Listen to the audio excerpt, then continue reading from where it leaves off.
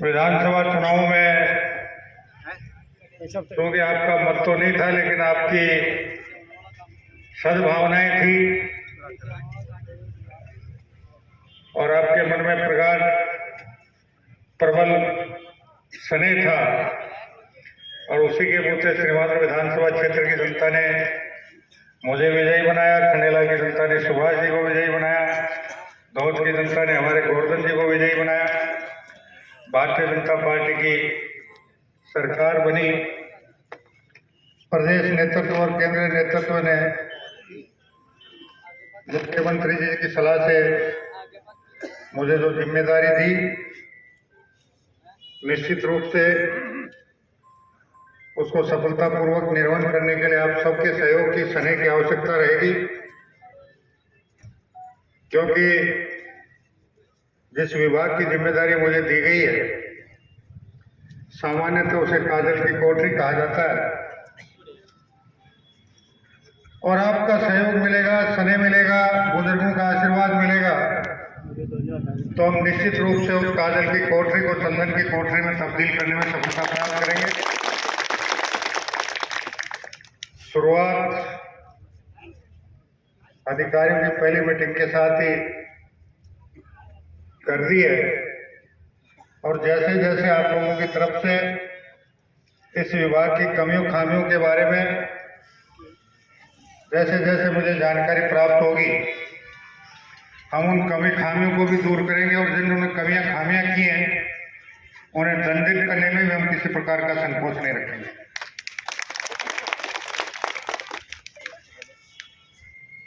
मैं आप लोगों से इतना ही निवेदन करना चाहूँगा कि मैंने एक ही संकल्प लिया है कि मेरे अधीन जितने विभाग हैं उनकी कार्य प्रणाली पूर्णतः पारदर्शी हो, भ्रष्टाचार रहित हो, विकास कार्य गुणवत्तापूर्ण हो और पारदर्शिता के लिए मैंने अधिकारियों को निर्देशित कर दिया है कि आमजन से संबंधित जितने भी कार्य हैं वो सारे के सारे कार्य 1 फरवरी से ऑनलाइन होने चाहिए। ऑफलाइन का मामला खत्म और ऑनलाइन होने के बाद कोशिश करूंगा कि एक टेबल पर फाइल कितने समय रहनी चाहिए उसकी समयावधि भी निर्धारित करेंगे और उससे ज़्यादा अगर पत्रावली किसी टेबल पर रुकेगी तो संबंधित टेबल के जिम्मेदार कार्मिक को इसका स्पष्टीकरण भी फाइल पर अंकित करना पड़ेगा कि किस कारण से देरी हुई है। इसके अलावा कुछ बड़े पिछले 5 वर्ष के बड़ी शिकायतें मुझे मिली थी, उनकी जांच के भी मैंने आदेश दिए हैं और मैं उम्मीद करूंगा कि आने वाले 2, 4, 6 महीने में हम सारी गंदगी को साफ कर विभाग को साफ सुथरा करने में सफलता प्राप्त कर लेंगे। आपके यहाँ से एक मांग आई है, मैं मुख्यमंत्री जी के संज्ञान में इस बात को लाकर जैसे ही राजस्थान में नई नगर पालिकाओं का गठन होगा तो प्रशासन उसमें प्राथमिकता पड़ेगी। आप सभी का हृदय से बहुत बहुत आभार, धन्यवाद।